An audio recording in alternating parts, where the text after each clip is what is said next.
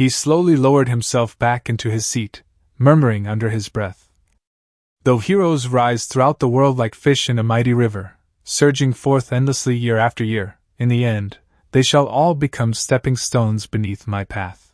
Li Fan's chosen road was to use the brightest of cultivators as his footholds, gathering the truly exceptional as his eyes, ears, and instruments, then refining their strengths into his own. He would absorb the essence of 10,000 schools, forge all their brilliance into himself, and from it carve out a singular great Tao unlike any before. The road has been chosen, now, only the careful laying of plans remains. As Li Fan solidified his path, his avatar Lin Fan was equally stirred, another ripple of thought surging through the bond they shared, yet this time, it was not a divine ability, but rather a fragment of insight he had uncovered. Before the era of the Great Reformation, the cultivation world had treasured Tao comprehension above all else. Ancient cultivation focused upon perceiving the heavenly Tao itself. Legends spoke of mortals who attained enlightenment at dawn, refined Qi by morning, forged their Tao foundation by evening, formed the golden core within 3 days, and condensed a nascent soul in merely 5.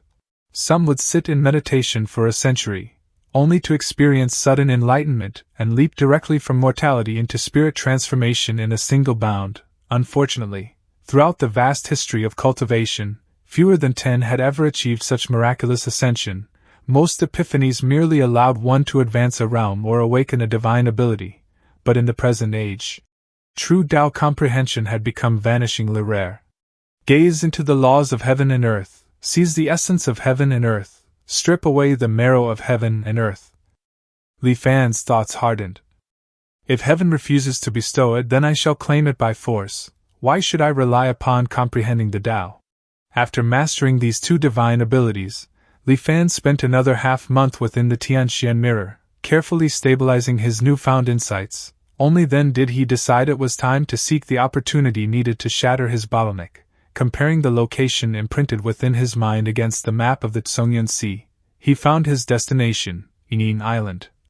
The island had earned its peculiar name because no mortals dwelled there, only a lone cultivator known as Yining Shangren. Is Yining Shangren here? Li Fan's voice rang across the island. But after waiting for a long while, no response came. Li Fan silently confirmed his intuition. This was indeed the correct place. Maintaining full vigilance, he cautiously entered the square structure before him. Inside was absolute darkness, a void so profound it devoured not only light, but even divine sense itself. Nothing could be perceived within. Only intermittent sobbing and eerie cries drifted faintly from the depths. Just as he was about to proceed further, a sudden rustling noise drew his attention. A small creature resembling a dog suddenly darted from the darkness, nearly colliding with him. Assuming it might be some strange beast launching an attack, Li Fan nearly struck it down at once, yet when his divine sense swept over it, he realized it was merely an ordinary creature. Since he was a guest here, slaughtering the host's pet without cause would be inappropriate. Thus, Li Fan simply reached out, seized it by the scruff, and lifted it into the air.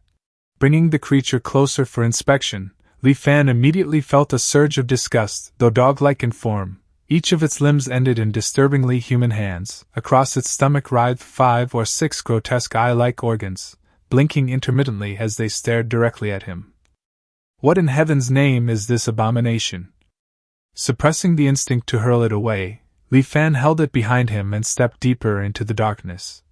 After some time, his vision gradually adjusted, allowing the interior to reveal itself. Contrary to his grim expectations, the structure was not horrifying or blood-soaked, but surprisingly neat and orderly, with not even the slightest trace of blood to be seen.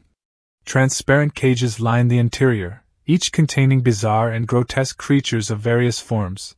These strange beings lay weakly within their enclosures, showing little sign of aggression. Even as Li Fan passed by, they showed no reaction, as though the cages functioned as one-way barriers, transparent from the outside but opaque from within. Even in his darkest nightmares, Li Fan had never encountered such profoundly revolting horrors. Forcing down the nausea churning in his stomach, he spared them only a brief glance before quickening his pace. It was then that Li Fan noticed a low murmur echoing from the depths of the structure, repeating endlessly, "I must find you, I must find you."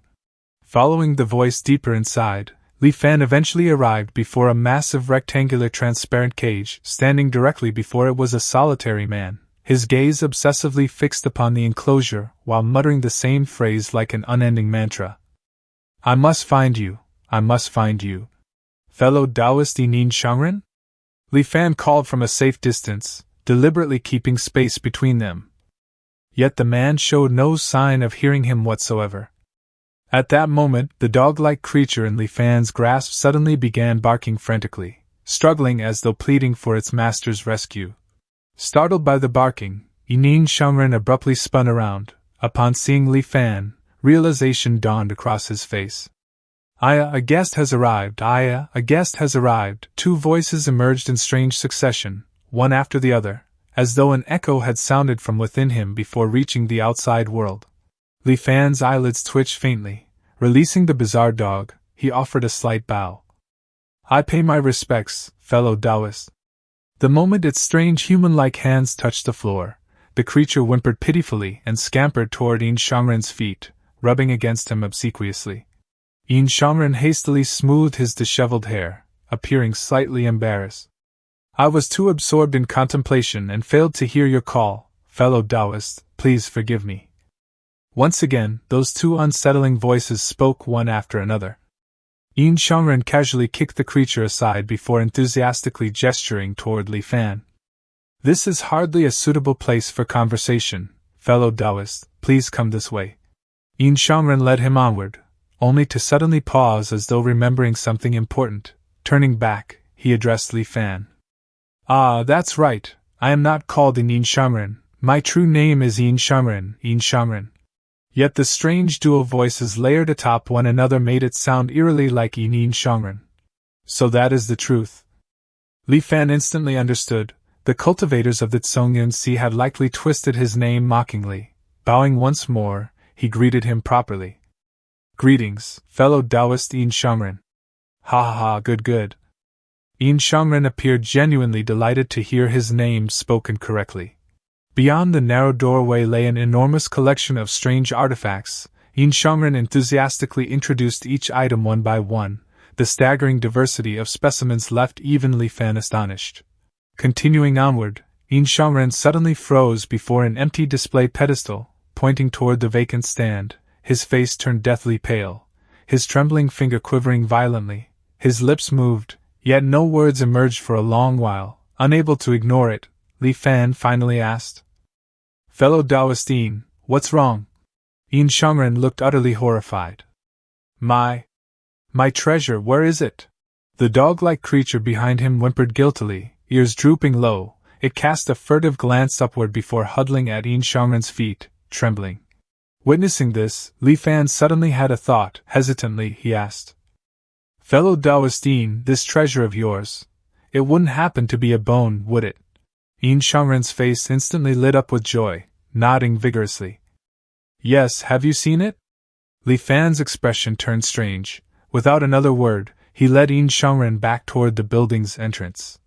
Li Fan watched as Yin Shangren carefully retrieved the bone with an expression of profound anguish, gently wiping away the drool coating its surface. His gaze upon it was akin to that of a lover reunited with his most cherished beloved, every touch filled with tender reverence.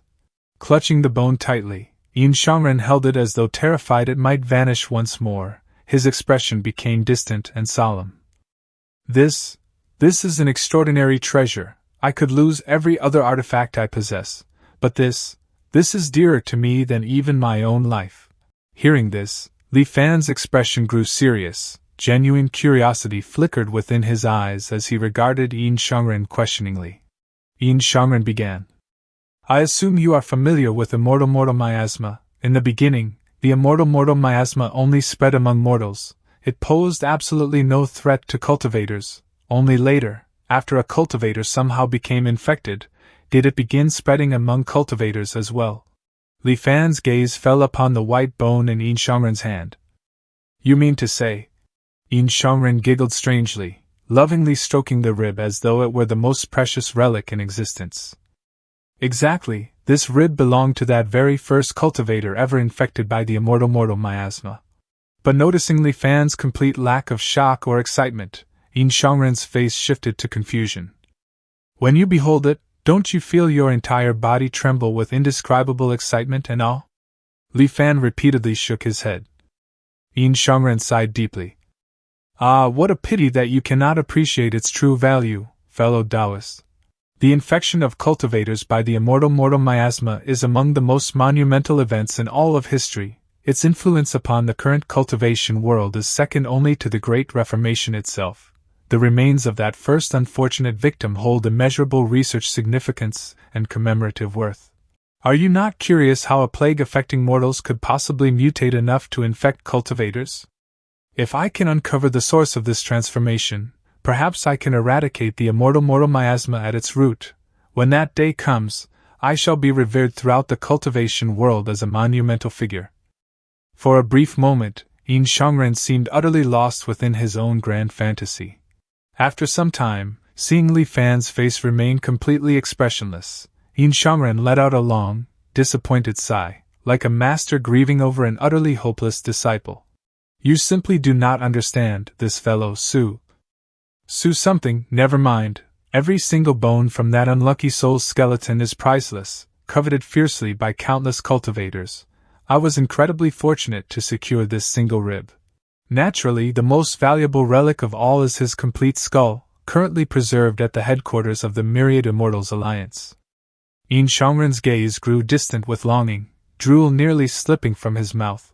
Li Fan found such bizarre obsession utterly incomprehensible, and could only shake his head repeatedly. Just then, Yin Shangren seemed to suddenly regain his senses.